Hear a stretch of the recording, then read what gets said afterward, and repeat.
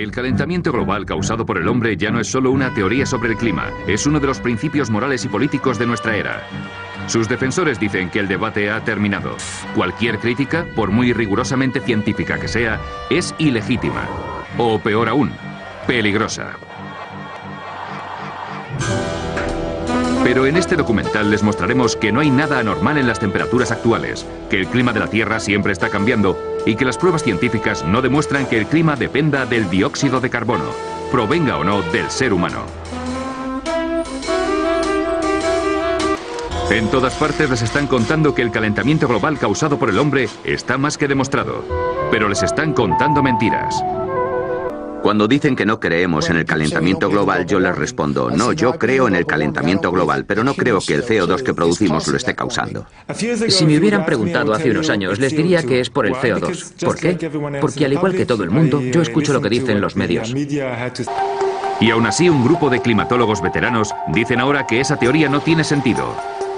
Por ejemplo, hay periodos en la historia de la Tierra en que teníamos 3 veces más CO2 del que tenemos hoy, y periodos en que teníamos hasta 10 veces más. Y si el CO2 tiene un impacto tan grande sobre el clima, deberíamos apreciarlo en las reconstrucciones climáticas. Si observamos el clima desde un punto de vista geológico, nunca pensaríamos que el CO2 es uno de sus factores determinantes. Ninguno de los grandes cambios climáticos de los últimos 1000 años puede explicarse en relación con el CO2. No se puede decir que el CO2 determina el clima. En el pasado nunca lo ha hecho. He oído decir mucho que miles de científicos han llegado a un consenso sobre el calentamiento global y que el ser humano está provocando un cambio climático catastrófico para el mundo. Yo soy científico y como yo hay otros muchos que creen sencillamente que eso no es cierto. El calentamiento global causado por el hombre no es una teoría científica normal. Está respaldada por un organismo de la ONU políticamente influyente, el Panel Intergubernamental del Cambio Climático o IPCC.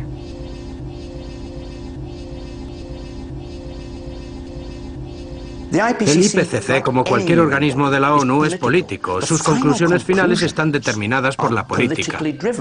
Se dice que el IPCC está formado por los 1.500 o los 2.500 científicos más importantes del mundo. Pero cuando miras sus biografías, ves que eso no es verdad. Un buen número de ellos no son científicos. Y para llegar a los 2.500 han tenido que empezar a coger críticos y gente del gobierno, cualquiera que tenga relación con el tema. Y no se les pide su aprobación. Muchos de ellos no están de acuerdo. Aquellos especialistas que no están de acuerdo con las conclusiones y dimiten, y yo conozco a unos cuantos, simplemente figuran en la lista de colaboradores y se vuelven parte de estos 2.500 científicos de élite. Esta es la historia de cómo una teoría sobre el clima se ha transformado en una ideología política. Ni siquiera me gusta llamarlo movimiento ecologista porque en realidad es un movimiento político activista y se ha vuelto enormemente influyente en todo el mundo. Esta es la historia de cómo se ha distorsionado toda un área de la ciencia. Los climatólogos necesitan que haya un problema para conseguir subvenciones. Tenemos mucho interés en crear pánico porque así conseguimos que se destine dinero a la climatología. Hoy día, decenas de miles de trabajos dependen del cambio climático. Es un gran negocio. No soy el primero ni el último que dice que todo este negocio del calentamiento global es como una religión, y los que no están de acuerdo son tachados de herejes. Yo soy un hereje. Los productores de este documental son unos herejes. There are more and more thoughtful people, some of them a little bit frightened to come out in the open, but who quietly, privately, and some of them publicly, are saying, hang on, wait a minute, this simply doesn't add up. Nos dicen que debemos preocuparnos porque el clima de la Tierra está cambiando, pero el clima de la Tierra siempre está cambiando. En la larga historia de nuestro planeta ha habido infinidad de periodos en los que hacía más frío y más calor que hoy en día. When much of the world was covered by tropical forests or else vast ice sheets. El clima ha cambiado siempre y lo ha hecho sin ayuda de nosotros, los humanos. Si nos remontamos más allá del periodo cálido medieval, encontramos otras épocas de calor, incluida una muy larga durante la Edad de Piedra que los geólogos conocen como Holoceno máximo. cuando las temperaturas fueron notablemente más altas que hoy en día durante más de 3 milenios. If we go back 8,000 years in the Holocene period, our current interglacial, it was much warmer than it is today. Now the polar bears obviously survived that period. They're with us today. They are very adaptable, and these warm periods in the past, what we call hypsithermals, pose no problem for them. Las variaciones climáticas en el pasado fueron claramente naturales. Así que, ¿por qué creemos que ahora es diferente? In the current alarm about global warming, the culprit is industrial society. Thanks to modern industry, luxuries once enjoyed exclusively by the rich are now available in abundance to ordinary people. Según la teoría del calentamiento global causado por el hombre, el dióxido de carbono que produce la industria ha provocado un aumento de las temperaturas. Pero, ¿qué pruebas tenemos de que sea cierto?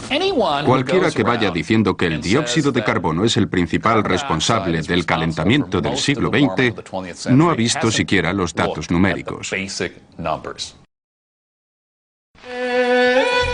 A principios del siglo XX, buena parte del mundo seguía siendo preindustrial. No mucha gente tenía electricidad, y coche aún menos. La industria era bastante primitiva, restringida a unos cuantos países y ahogada por la depresión económica.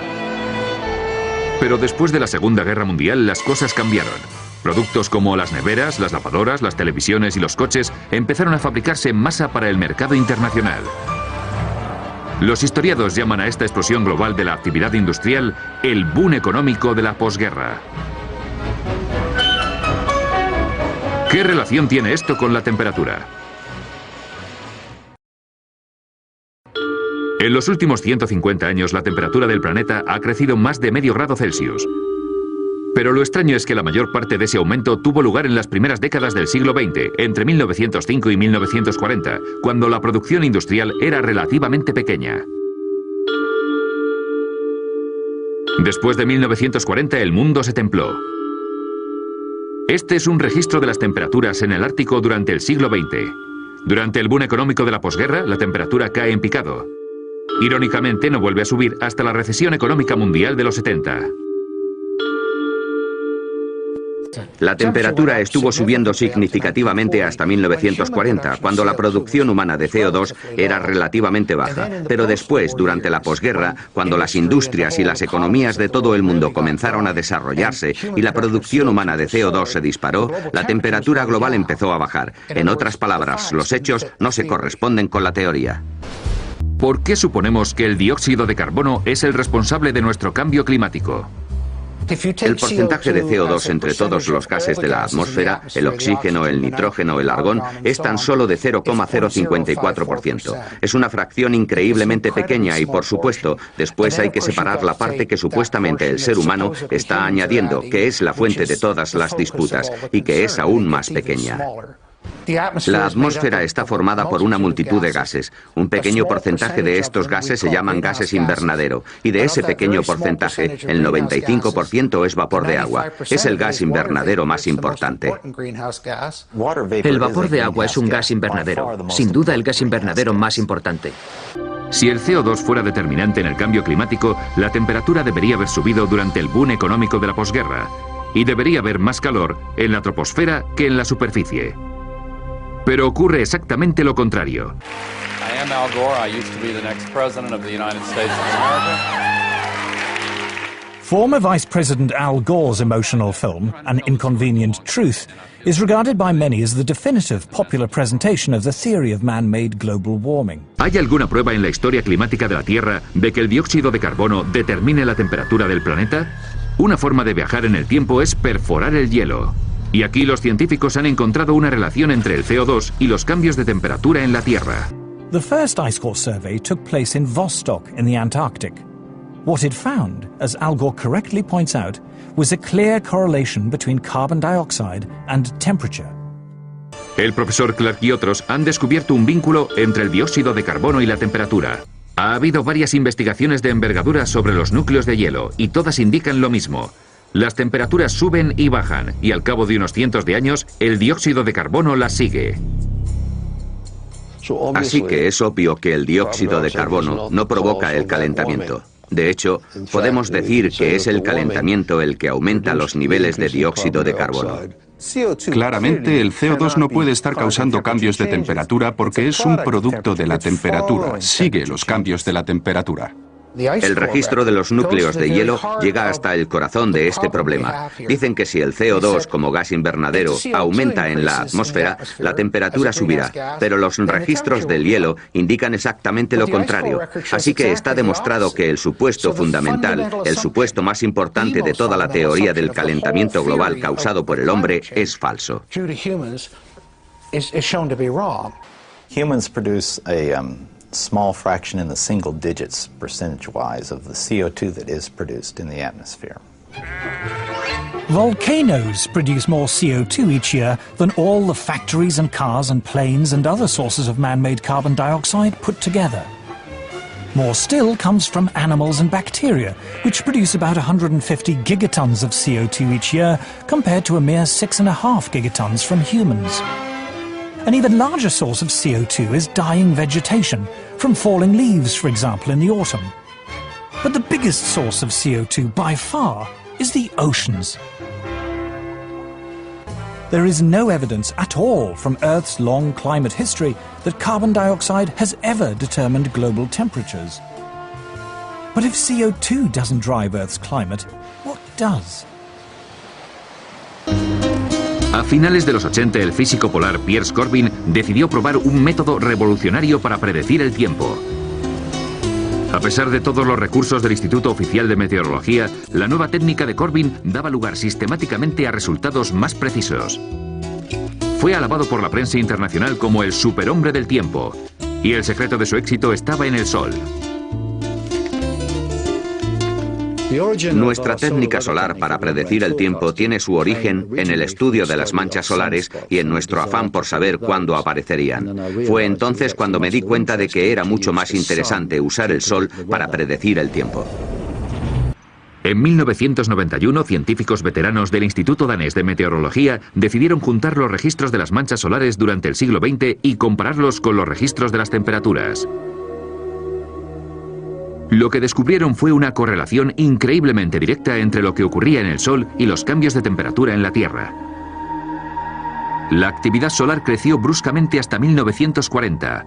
De ahí fue disminuyendo hasta los 70 y después volvió a crecer otra vez.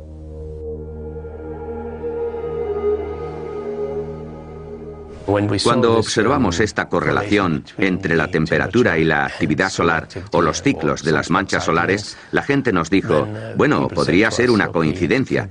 Así que, ¿cómo demostramos que no era una coincidencia? Bueno, es obvio que había que demostrarlo a mayor escala y en diferentes momentos temporales, así que viajamos atrás en el tiempo. El profesor Fritz Christiansen y sus colegas estudiaron los registros astronómicos de los últimos 400 años para comparar la actividad solar con las variaciones de temperatura. Y una vez más, se encontraron con que las variaciones en la actividad solar estaban íntimamente ligadas a los cambios de temperatura en la Tierra. Al parecer era el Sol, no el dióxido de carbono ni ningún otro factor el que provocaba cambios en el clima. The climate was controlled by the clouds. The clouds were controlled by cosmic rays, and the cosmic rays were controlled by the sun. It all came down to the sun. El Sol es una bestia increíblemente violenta. Nos bombardea con enormes explosiones, avalanchas de gas y un eterno viento solar que no deja de chocar contra la Tierra. De algún modo estamos dentro de la atmósfera del Sol. La intensidad de su campo magnético aumentó más del doble durante el siglo XX. En 2005, astrofísicos de la Universidad de Harvard publicaron el siguiente gráfico en la revista oficial de la Unión Geofísica Americana. La línea azul representa los cambios de temperatura en el Ártico durante los últimos 100 años. Y este es el aumento del dióxido de carbono durante el mismo periodo. Las dos líneas no tienen una relación obvia. Pero volvamos al registro de las temperaturas y a esta línea roja, que representa las variaciones en la actividad solar durante el último siglo, registradas de forma independiente por científicos de la NASA y de la Administración Nacional Americana del Océano y la Atmósfera.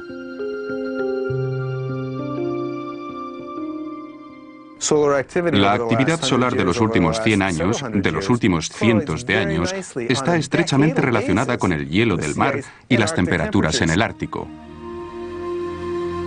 Para muchos científicos, la conclusión es innegable. El Sol provoca el cambio climático. El CO2 es irrelevante. Pero si esto es así, ¿por qué nos bombardean a diario con noticias sobre el calentamiento global causado por el hombre? ¿Por qué tanta gente de los medios de comunicación y otros ámbitos lo ven como un hecho incontestable? Para comprender el poder de la teoría del calentamiento global, primero hay que comprender cómo surgió. En la máquina del tiempo informamos del principal problema al que creíamos enfrentarnos entonces, que era el enfriamiento global y la amenaza de una nueva edad de hielo. El hielo de la naturaleza nos hace pequeños. Tras décadas de bajas temperaturas, los expertos nos advirtieron de que un mundo más frío tendría consecuencias catastróficas. Es el problema siempre presente de la gran helada. ¿Reclamará nuestras tierras la nueva edad de hielo? Pero de entre tanto pesimismo surgió una voz esperanzadora. Un científico sueco llamado Bert Bolin sugirió tímidamente que el dióxido de carbono producido por el hombre podría ayudar a calentar el planeta, aunque no estaba seguro. Tenemos mucho petróleo y enormes reservas de carbón que estamos quemando a un ritmo cada vez más alto. Si seguimos así, dentro de unos 50 años las temperaturas podrían ser unos grados más altas que las de hoy en día, pero no estamos seguros. En los años 70, en pleno miedo al frío, la excéntrica teoría de Bert Bolin sobre el calentamiento global causado por el hombre parecía absurda. Pero todo cambió por dos motivos. En primer lugar, las temperaturas empezaron a subir. Y en segundo lugar, los mineros ingleses se pusieron en huelga. Para la primera ministra Margaret Thatcher, la energía era un problema político. A principios de los 70, la crisis del petróleo había provocado una recesión mundial. En el Reino Unido, una devastadora huelga de mineros había causado varios apagones y la caída del gobierno conservador. La señora Thatcher decidió que a ella no le ocurriría lo mismo. La politización de este tema empezó con Margaret Thatcher. Recuerdo que cuando yo era secretario de Estado de Energía, mucho antes de que se hablara del cambio climático, ella ya estaba muy interesada en promover la energía nuclear. Como le preocupaba la seguridad de la energía y no confiaba ni en Oriente Medio ni en la Unión Nacional de Mineros, es decir, no confiaba ni en el petróleo ni en el carbón, pensaba que teníamos que potenciar la energía nuclear. Y cuando empezó a salir lo del cambio climático y el calentamiento global, pensó, vaya, esto es genial. Otro argumento a favor porque no emite dióxido de carbono. Otro argumento a favor de la energía nuclear. Y esto que ella decía se ha ido tergiversando desde entonces. Eso fue lo que les dijo a los científicos. Fue a la Royal Society y les dijo, aquí hay dinero para quien me demuestre esto, así que ellos cogieron y se lo demostraron. Inevitablemente, en cuanto los políticos toman partido por una causa y se identifican con ella, el dinero empieza a entrar. Así es como funciona esto. La investigación, el desarrollo y las instituciones empezaron a crecer inevitablemente cuando, digámoslo de esta manera, empezaron a estudiar el clima haciendo énfasis en la relación entre el dióxido de carbono y la temperatura. En 1988, por petición de la señora Thatcher, el Instituto Británico de Meteorología creó una unidad especial para los modelos climáticos que fue la base de un nuevo comité internacional, llamado Panel Intergubernamental del Cambio Climático, o IPCC. Su primera gran investigación predecía desastres climáticos como consecuencia del calentamiento global. Recuerdo que cuando fui a la conferencia de prensa me sorprendieron dos cosas. Primero, la simplicidad y la elocuencia con las que se transmitió el mensaje. Y segundo, la absoluta falta de consideración hacia todas las investigaciones climatológicas anteriores, incluida una sobre el papel del Sol, que había sido clave en una importante reunión de la Royal Society solo unos meses antes. Pero este nuevo énfasis en el dióxido de carbono producido por el hombre como posible problema medioambiental no solo era cosa de la señora Thatcher. It was certainly something very favorable to the environmental idea, what I call the medieval environmentalism of let's get back to the way things were in medieval times and get rid of all these dreadful cars and machines. They loved it because carbon dioxide was for them an emblem of industrialization. Well, carbon dioxide clearly is an industrial gas and tied in with economic growth, with transportation in cars, with what we call civilization. And there are forces in the environmental movement that are simply against economic growth. They think that's bad. It could be used to legitimize a whole suite of myths that already existed: anti-car, anti-growth, anti-development, and above all, anti-that great Satan, the US. Patrick Moore está considerado uno de los ecologistas más destacados de su generación. Es cofundador de Greenpeace. El clima empezó a ser un tema fundamental por dos razones muy distintas. La primera razón fue que a mediados de los 80, la mayoría de la gente ya estaba de acuerdo con las cosas razonables que los movimientos ecologistas decíamos que había que hacer. Y cuando la mayoría de la gente está de acuerdo contigo, es muy difícil seguir con una actitud de confrontación. Así que la única manera de seguir siendo antisistema era adoptando posturas cada vez más extremas. Cuando dejé Greenpeace, estaban en mitad de una campaña para prohibir el cloro en todo el mundo. Yo les dije, chicos, es un elemento de la tabla periódica. Y, en fin, no sé si está en nuestra jurisdicción el prohibir todo un elemento. La otra razón de ser del extremismo ecologista fue que el comunismo mundial fracasó. El muro cayó y un montón de pacifistas y activistas políticos se pasaron al ecologismo, trayendo consigo sus teorías neomarxistas. Aprendieron a utilizar el lenguaje verde de forma muy inteligente para encubrir unas agendas que tenían más que ver con el anticapitalismo y la antiglobalización que con la ecología o la ciencia. Y aquella alianza tan sorprendente entre la derecha de Margaret Thatcher y la extrema izquierda anticapitalista y ecologista fue la que creó este movimiento a partir de una idea disparatada. A principios de los 90, el calentamiento global causado por el hombre ya no era una teoría excéntrica sobre el clima, sino una campaña política en toda regla que atraía la atención de los medios y, en consecuencia, más subvenciones del gobierno. Antes de Bush padre, creo que la asignación para las ciencias relacionadas con el clima era de unos 170 millones de dólares al año, que es razonable para un ámbito de esas características. Y esa cifra se multiplicó hasta los 2.000 millones al año, más de 10 veces lo que era. Eso cambió muchas cosas. Dio lugar a nuevos puestos de trabajo y atrajo a gente que, de no ser por eso, nunca se hubieran metido en ese campo. Así llegó muchísima gente cuyo único interés por el clima era el calentamiento global.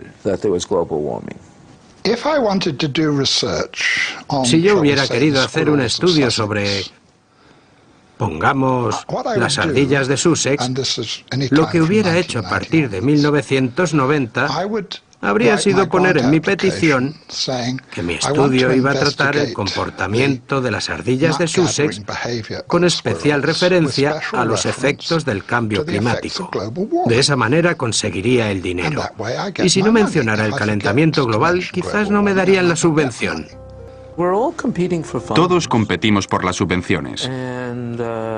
Y si mi campo es el centro de atención, tendré muchos menos problemas en explicar por qué me tienen que subvencionar. Todos los modelos asumen que el CO2 producido por el hombre es la causa más importante del calentamiento global, más que el sol o las nubes. La analogía que yo uso es, bueno, mi coche no va bien, así que voy a pasar del motor, que es el sol, voy a pasar de la transmisión, que es el vapor de agua, y voy a fijarme en un arañazo que tiene la rueda derecha de atrás, que es el CO2 producido por el hombre.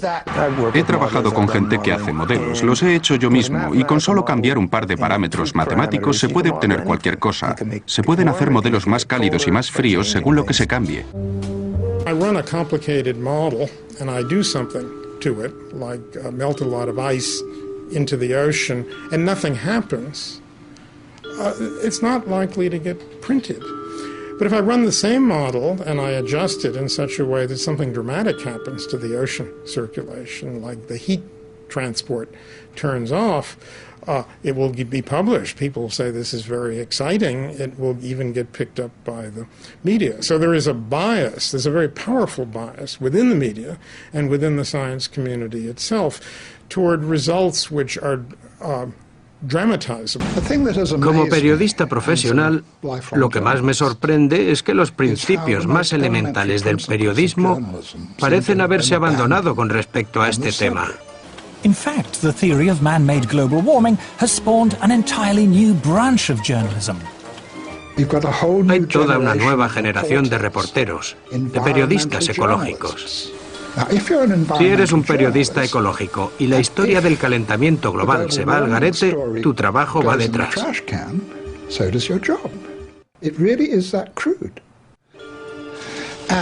Las noticias tienen que ser cada vez más alarmantes, porque afortunadamente algunos editores están ya muy curtidos y dicen: oye, llevas ya 5 años diciendo lo mismo. Y hay que contestar: no, pero ahora es mucho peor. El nivel del mar va a subir 3 metros el próximo martes. Tienen que seguir creando más alarma y más alarma y más alarma. Hoy día es normal que la culpa de cada tormenta o de cada huracán la tenga el calentamiento global, pero ¿hay pruebas científicas de que esto es así? Todo es pura propaganda. Muchas veces se dice que incluso un ligero aumento de la temperatura global podría provocar un catastrófico deshielo de los polos. Pero, ¿qué nos cuenta en realidad la historia climática de la Tierra? Resulta que tenemos un registro de las temperaturas en Groenlandia que se remontan miles de años atrás. Ha hecho mucho más calor que ahora en Groenlandia. Hace 1000 años, sin ir más lejos, hizo más calor. Y eso no provocó ningún deshielo masivo. Incluso si hablamos de algo como el permafrost, que es esa capa de hielo que está siempre congelada, como la que hay en algunos bosques de Rusia, encontramos que hace 7 u 8000 años se derritió mucho más de lo que se está derritiendo hoy en día. Así que tenemos de nuevo un patrón histórico, pero el mundo no se detuvo de repente por él. El profesor Shun-Ichi Akasofu es director del Centro Internacional de Investigaciones Árticas en Alaska, el organismo que mejor estudia el clima ártico. El profesor Akasofu insiste en que las placas de hielo están todo el tiempo expandiéndose y contrayéndose de forma natural. Hoy día sale a veces la noticia de que un pedazo de hielo se ha desprendido del continente antártico.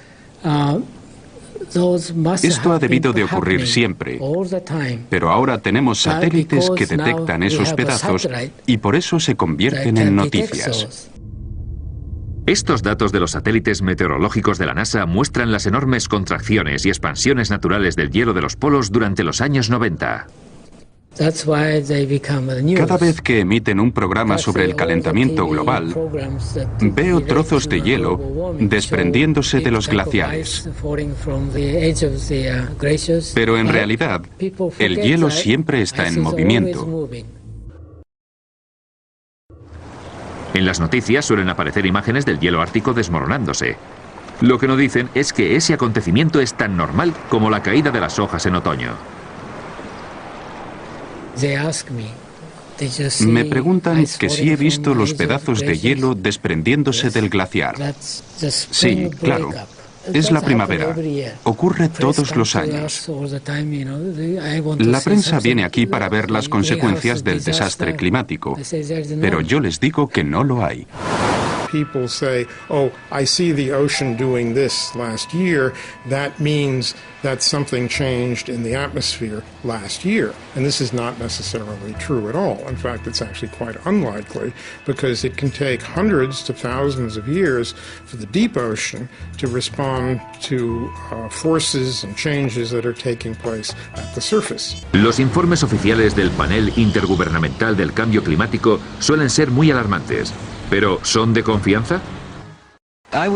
Me espantó leer el segundo y el tercer informe porque contenían información errónea y no había ningún tipo de mención a la literatura científica, de verdad, a lo que escriben los especialistas en estos campos. En una carta al Wall Street Journal, el profesor Frederick Seith, expresidente de la Academia Americana de Ciencias, reveló que los redactores del IPCC habían censurado los comentarios de los científicos. Dijo literalmente, este informe no es la versión aprobada por los científicos colaboradores. Al menos 15 secciones clave de la parte científica habían sido eliminadas, entre ellas algunas como: ninguno de los estudios citados demuestra claramente que podamos atribuir los cambios climáticos observados al aumento de gases invernadero. Hasta la fecha, ningún estudio ha atribuido todo o parte de los cambios climáticos observados a las acciones del ser humano. El profesor Seith concluyó diciendo, nunca he sido testigo de una corrupción tan preocupante como la del proceso de revisión de estos informes del IPCC. Cuando presenté mi dimisión al IPCC, creí que todo había acabado. Pero al ver el borrador final, me di cuenta de que mi nombre seguía allí, así que pedí que lo borraran. Me dijeron que yo había colaborado y que mi nombre tenía que aparecer, y yo les dije, no he colaborado, porque no han escuchado nada de lo que les he dicho. Al final se montó una buena, pero cuando les amenacé con emprender acciones legales, quitaron mi nombre. Creo que esto pasa mucho. Aquellos especialistas que no están de acuerdo con las conclusiones y dimiten, y yo conozco a unos cuantos, simplemente figuran en la lista de colaboradores y se vuelven parte de estos 2.500 científicos de élite. Research relating to man-made global warming is now one of the best-funded areas of science. The US government alone spends more than $4 billion a year. According to NASA climatologist Roy Spencer, scientists who speak out against man-made global warming have a lot to lose. It's generally harder to get research proposals funded because of the stands that we've taken publicly. And you'll find very few of us that are willing to take a public stand because it does cut into their research funding.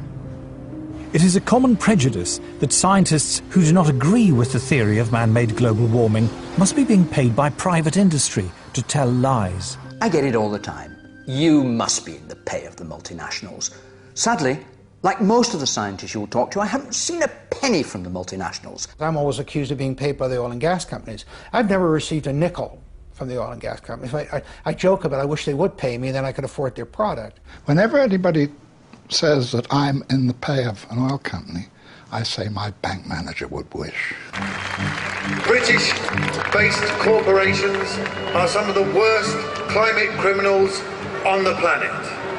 Shell is based in the UK, right here in London. We have the right and the duty to take it back into public ownership, dismantle it, break it up, and send its managers to rehabilitation training. But reasoned debate is not the only casualty in the global warming alarm. As international public policy bears down on industrial emissions of carbon dioxide, the developing world is coming under intense pressure not to develop. Hay un poderoso movimiento institucional tras la idea del cambio climático causado por el hombre. Aquí, en Nairobi, dedicados defensores de la causa, profesionales de las ONGs, responsables de subsidios compensatorios, periodistas ecológicos y muchos otros se han reunido para hablar del cambio climático en unas conferencias de 10 días patrocinadas por la ONU. We'll discuss every aspect of man-made climate change, from how to promote solar panels in Africa to the relationship between global warming and sexism. El número de delegados sobrepasa los 6.000. El que haya miles de millones de dólares invertidos en la climatología significa que muchísima gente depende de ese dinero y que quiere seguir recibiéndolo. Si alguien se levanta y dice, oye, un momento, vamos a analizar esto despacio, racionalmente y con cuidado, a ver si es cierto, a ver si sacamos algo en claro, será condenado al ostracismo. Scientists, accustomed to the relative civility and obscurity of academic life, suddenly find themselves publicly attacked if they dare to challenge the theory of man-made global warming, vilified by campaign groups and even within their own universities. Ya se conocen algunas amenazas de muerte y ese tipo de cosas, así que yo no me meto por mi salud. Hoy día, si te muestras escéptico ante el cambio climático, es como si estuvieras negando el Holocausto. Este movimiento ecologista es en realidad un movimiento político activista que se ha vuelto enormemente influyente en todo el mundo. Todos los políticos actuales lo saben, ya estén en la izquierda, en el centro o en la derecha. Deben pagar tributo al medio ambiente. La campaña del calentamiento global ha obtenido una gran victoria. El gobierno de los Estados Unidos, que era un bastión de resistencia, ha sucumbido. George Bush es ahora un aliado. Los gobiernos occidentales han comprendido la necesidad de llegar a acuerdos internacionales para restringir la producción industrial en países desarrollados y en vías de desarrollo. Pero ¿a qué precio? Paul Driesen es un antiguo militante ecologista. Lo que más me preocupa del calentamiento global es que las medidas que se han tomado supuestamente para combatirlo están teniendo un efecto desastroso sobre los más pobres del mundo. Anne Mugela está preparando la comida de sus hijos. Es una de las 2.000 millones de personas, un tercio de la población mundial, que no tiene acceso a la electricidad. Así que en vez de electricidad, usa madera o boñiga seca para quemar. Las hogueras caseras están reconocidas como la forma de contaminación más mortífera del mundo. Según la Organización Mundial de la Salud, 4 millones de niños menores de 5 años mueren cada año de enfermedades respiratorias causadas por las hogueras caseras, y muchos millones de mujeres mueren de cáncer de pulmón por esta misma razón. Si le preguntas a un campesino que te explique el desarrollo, te dirá: sabré que he subido de nivel cuando tenga electricidad. La falta de electricidad conlleva una cantidad increíble de problemas. La esperanza de vida en estos países es terriblemente corta. Se han empobrecido de todas las maneras posibles.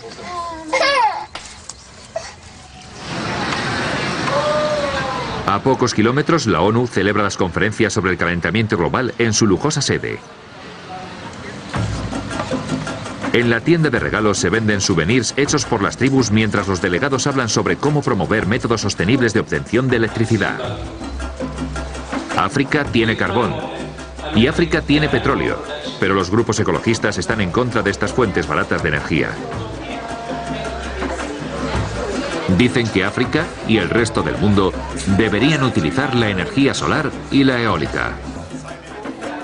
A short drive out of Nairobi, we find our first solar panel. The solar panels allow Dr. Samuel Mwangi to use either the lights or the refrigerator, but not both at the same time. If he does, the electricity shuts down. Wind and solar power are notoriously unreliable as a source of electricity, and are at least 3 times more expensive than conventional forms of electrical generation. The question would be, how many people in Europe, how many people in the United States are already using that kind of energy? And how cheap is it? You see? Si ya es cara para los europeos y para los americanos, ¿cómo vamos a utilizarla los africanos? No tiene sentido. Los países ricos pueden permitirse experimentar con otras fuentes de energía, pero nosotros aún estamos en plena lucha por la supervivencia. Para el ex-ecologista Paul Driesen, la idea de que la gente más pobre del mundo deba utilizar las energías más caras y menos rentables es el aspecto moral más repugnante de la campaña contra el calentamiento global. Vamos a dejar algo perfectamente claro. Si le decimos al tercer mundo que solo puede utilizar la energía eólica y la solar, lo que realmente le estamos diciendo es que no puede tener electricidad. El desafío al que nos enfrentamos cuando hablamos con los ecologistas occidentales, que dicen que debemos utilizar paneles solares y energía eólica, es cómo podemos industrializar África. Los movimientos ecologistas han pasado a ser la forma más eficaz de evitar que los países del tercer mundo se desarrollen. Nos dicen, no toquéis vuestros recursos, no toquéis vuestro petróleo, no toquéis vuestro carbón. Es un suicidio. Creo que tengo derecho a llamarles inhumanos. La teoría del calentamiento global causado por el hombre está ya asentada tan firmemente y las voces críticas se han silenciado con tanta eficacia que parece invencible. Y ninguna prueba en contra le afecta, por sólida que sea. La alarma del calentamiento global ha sobrepasado ya los límites de la razón. Todavía seguirá habiendo gente que crea que este es el fin del mundo. Sobre todo cuando el líder científico del Reino Unido le está diciendo a la gente que el único lugar habitable a finales de este siglo será la Antártida. Y la humanidad sobrevivirá gracias a las parejas reproductoras que se muden a la Antártida. En fin, es muy divertido. O lo sería si no fuera tan triste.